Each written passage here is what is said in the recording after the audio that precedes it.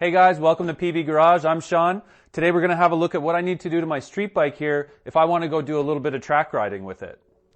Now this will be the first video in a series where I'm going to turn this GSX-R into a full-blown race bike to go compete in a national championship.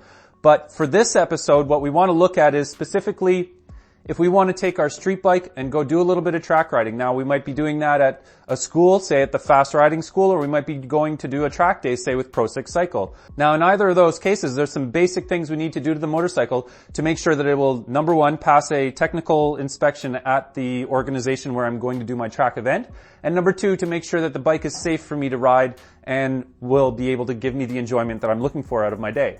Now what I want to do first is I want to look up the rules and regulations for the specific track event that I'm going to. Different organizers might have different rules, and I want to make sure that if there's anything that's very different than what I'm going to talk about today, that we can address that before I try to show up for my event. But for this episode, we're going to cover many of the basics that I think apply to most, if not all, of the organizations out there that are offering track events. So the first thing we want to do is we want to just go over the motorcycle from tip to tip and look for anything that might be a safety issue. And the reason we want to look at that right now is because if we find some parts that need to be replaced, like some brake pads that are too far gone, or like a chain that's worn out, we might have to order those and wait for them to come in. So we want to make sure that we take care of that stuff first and make that list. That way we can make sure that those safety issues are taken care of before we show up to our track event. So now that we're thinking about going to the racetrack, thinking about going fast, the first thing we think of is the brakes, right? Because we want to slow down too.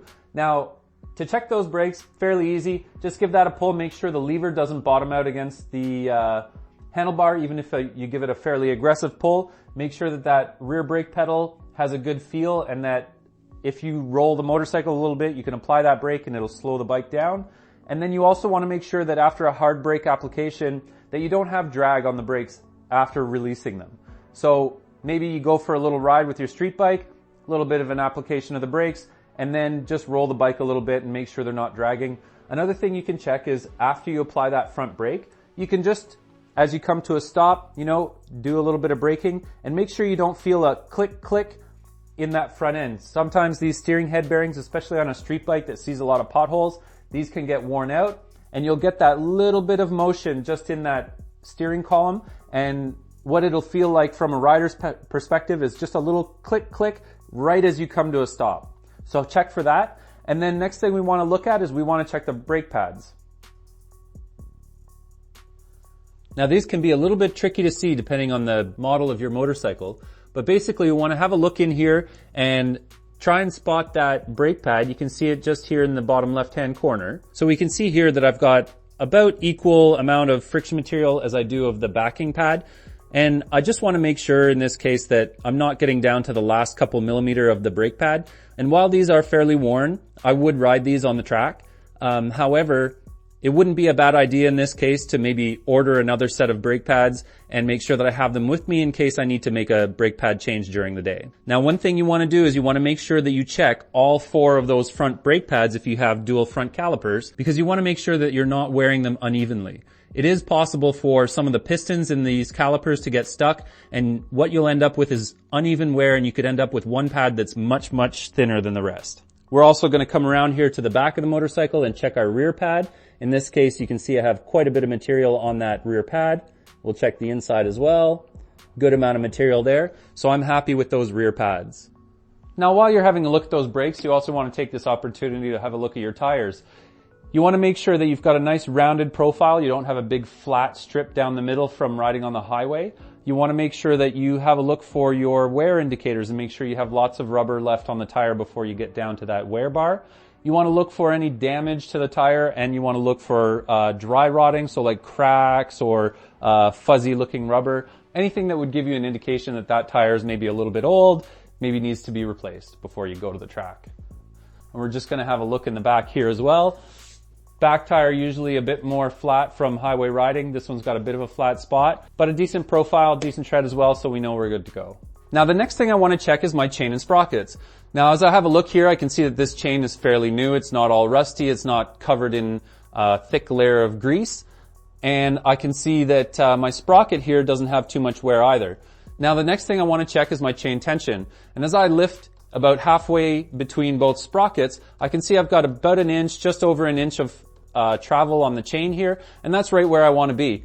Now ideally what I'd like to do is have some swing arm spools so I can put the bike on a rear stand and spin that tire and check the chain tension as it travels around both sprockets. Because if I had a sprocket that was out of round, or if I have a chain that has a big kink in it and I spin that wheel, I'll see that at one spot in the travel of the chain and the travel of the sprockets, I might have a really tight spot where I can't move that chain anymore, or I may have a very, very loose spot. And in either of those cases, I'd want to make sure I order up some new sprockets, maybe a new chain, and take care of that before I get to the track. Now, while I'm here at the underside of the motorcycle, I also want to have a look and see if I can spot any signs of fluids leaking. So I'm going to have a look at the bodywork here, make sure we're not losing any oil, make sure that I'm not having any signs of fork oil or brake fluid ending up on my bodywork here as I ride. And I can see that the motorcycle is fairly clean, bit of dust, bit of dirt, but overall fairly clean. I don't appear to be losing any fluids, so that's a good thing. Now the next thing that I'm going to want to do is just do a once over on the whole motorcycle, look for anything that's particularly loose, look for anything that's about to fall off, look for any bolts that are backing out, because those things can happen. You know, you ride, these bikes vibrate quite a bit, so it's not uncommon for bolts to loosen off or for hardware to start to back out. Check my foot pegs especially, make sure that those are nice and solid. And just look for anything that's out of place, out of the ordinary. Like this. Now that I'm happy with that, I'm going to check for a few things that might be a little bit less obvious to people. One thing I want to check is I want to make sure that my steering goes all the way from one lock to the other lock without running into or binding on anything in the controls. Now this bike's running stock handlebars or clip-ons, so it shouldn't be an issue.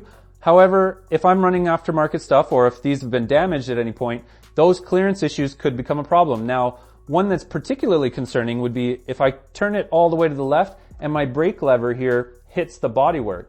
And the issue with that is obviously if you're riding, even if you're going slow through the pits or something like that and you have to make a sharp turn, you hit that bit of bodywork and you lock the front brake. Or if you're on track and you get into a situation where you have a tank slapper, that bar can come forward far enough that that brake lever hits the bodywork, puts the front brake on, and then before you know it, you're over the front. Something else you want to check just as you're going through those motions with the handlebars as well is to make sure that the throttle returns properly in all positions. So right here, returns properly, you go to full lock, make sure it still returns properly, full lock the other way, and you want to make sure that it's always snapping back. Sometimes these cables, if they aren't routed properly, or if they've got a kink in them, or even if they're just old and have a little bit of corrosion inside the cable there, it'll slow that cable down, and maybe at full lock, you go to return the throttle and it doesn't snap back on its own. That won't pass a technical inspection. So now that we're sure we have a motorcycle that's safe to ride, there's a few things that we need to change in order to make this bike ready for the racetrack. Now, one of the first things we want to do to modify our motorcycle is actually replace the coolant in our cooling system with water. And we do that because coolant's actually very slippery, so if any of that ends up on the track, whether you're leaking fluids or whether you have a little bit of a tip over, that coolant can end up on the surface and make it very slippery for the other riders. This is a rule that's fairly universal across many motorsports, whether you're on the track with a car or with a motorcycle.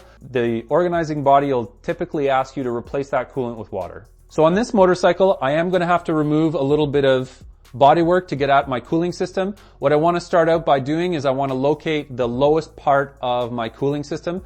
On this bike, it's going to be right here where this water pump is. So I'm going to have to take this piece of bodywork off to get at that low point so I can drain the coolant.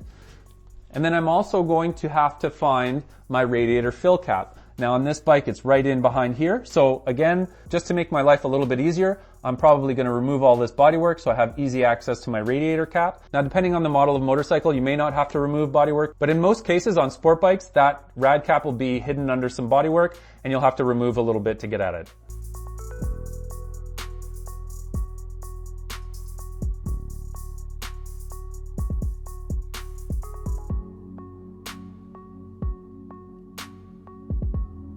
So now that we have the bodywork off the bike, we can go ahead and pull our rad cap so we don't have an airlock.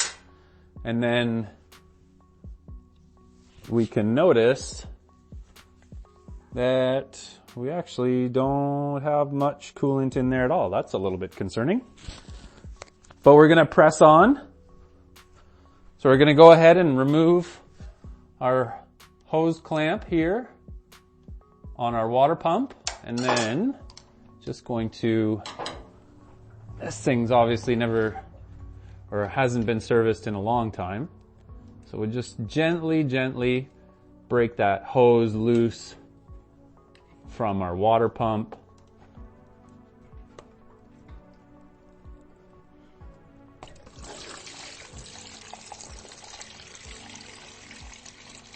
Now it's important to remember that even though we've drained the coolant, there's probably still some coolant in the overflow bottle. Not in this motorcycle maybe, because I don't think there's going to be anything in it, but generally where you'll find the coolant overflow bottle a lot of the time is up here right next to the radiator. In this bike in particular, it's just in here under the gas tank, so I'm actually going to have to remove most of my bodywork up here and just prop my gas tank up so I can get to the fill point on that overflow bottle, because when I go to refill everything with water, I am going to want to top off that overflow bottle.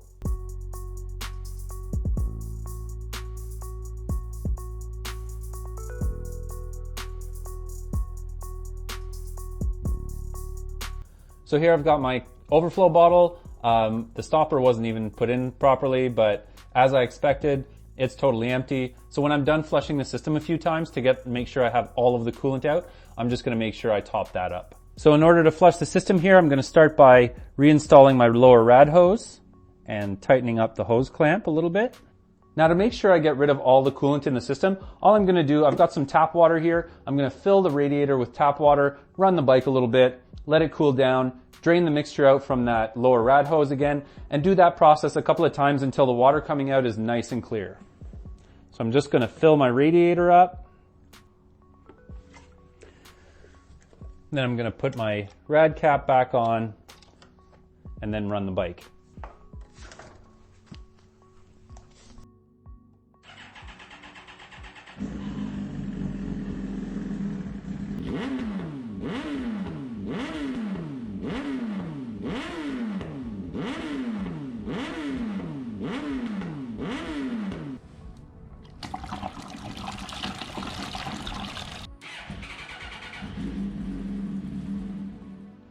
Now once you've done this whole process a couple of times of filling the radiator up with tap water, running it and getting it warm, and then draining everything out again, once it's cooled down, you can go ahead and fill your radiator one last time with deionized water, even add a little bit of an additive like water wetter. Also make sure you top off your expansion tank here to the max line with deionized water.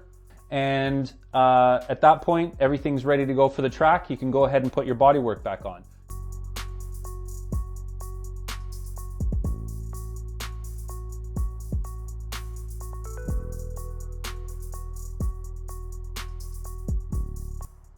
Now the next modification we have to do to our motorcycle to go to the track is we need to tape up our lenses. So I've got this roll of masking tape here. I'm going to tape up my headlight lens, my taillight lens, and if this bike still had them, I'd be taping up my little orange reflector here on the fork, and usually I have a little red reflector here by the tail section as well. I would have to tape that up. And we tape up our lenses for a couple of reasons. The first reason is to prevent that lens in the case of a crash from ending up in a million pieces all over the racetrack. And the second reason is to avoid distracting other people with our lights.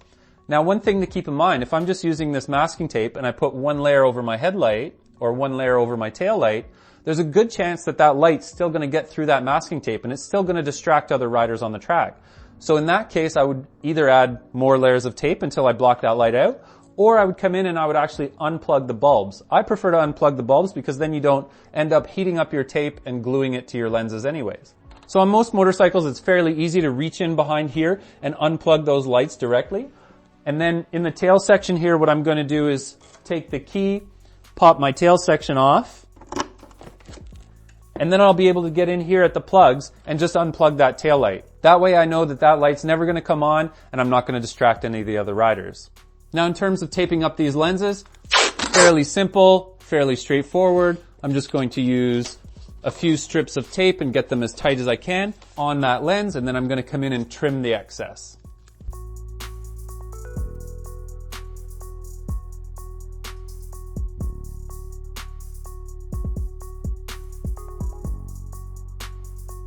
And that's all there is to it. A little bit of tape, bulbs unplugged, and I'm good to go. I have to remember to do my turn signals, my tail light, and those reflectors as well. Now you'll notice that I didn't go ahead and tape up my turn signals in my mirrors. And the reason for that is actually bringing us to our next modification for the track. One thing we need to do is either remove these mirrors completely or we need to tape up these lenses. So I'm going to choose to remove these mirrors completely because on this bike it's fairly easy to do, as it is on most sport bikes.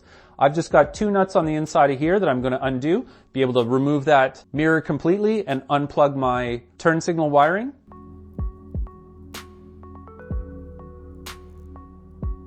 Now, if I was planning to do a lot of track activities, I would get some mirror delete plates and put those plates in here. You can use the stock nuts to hold them in, and that just makes sure that your fairing is nice and secure. But if you don't want to go that far and you just want to make sure that your fairing is secure, you can throw some bolts through with some washers, just make sure everything's secure, or you can even loop a zip tie through those 2 holes, tighten that up, make sure your fairing's not going anywhere. And that'll usually pass with any track organizer. They just want to make sure that your fairing is secure. Now, it is important to keep in mind that if your turn signals aren't part of the mirrors and you aren't removing them, if you have turn signals that are attached to the bodywork, you do have to tape up those lenses as well. So I've gone ahead and I've secured my fairing with some zip ties here. The next thing we need to talk about is the numbers that are on the bike. Now, depending on the organizer that you're with, you may or may not have to run numbers on the bike.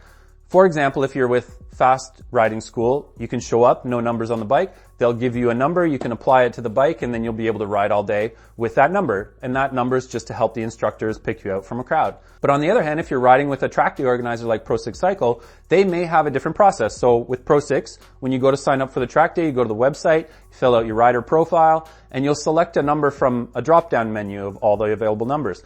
And that'll be your number for the year. It'll be your number with Pro6 as long as you continue to do events with them.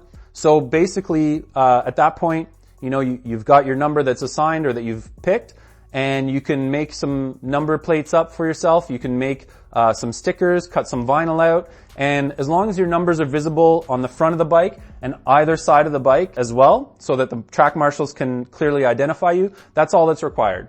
If you show up to Pro6 and you don't have numbers on the bike, typically they have numbers available for purchase at the window when you're registering for the track day or signing in. But if you need to make some numbers, you know, it's a good idea to just bring some tape with you. You can always make those numbers out of tape. I've seen people as well use this masking tape and then draw some numbers on it with a permanent marker, something like that.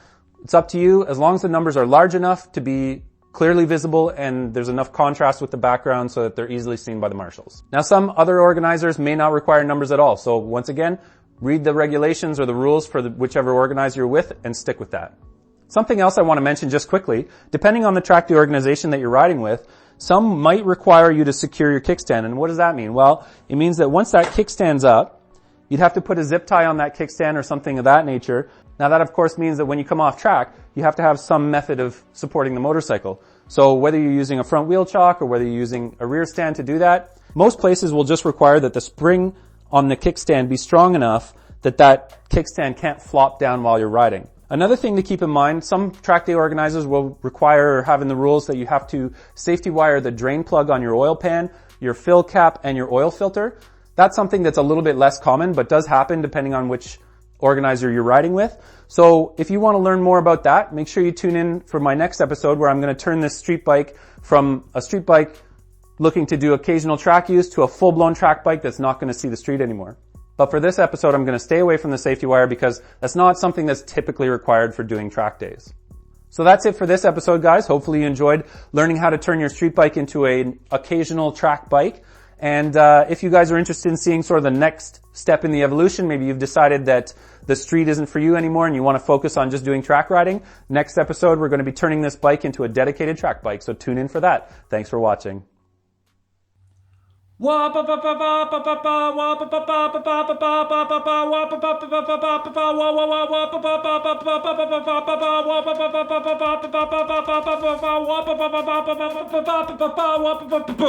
Oh man, I stalled it.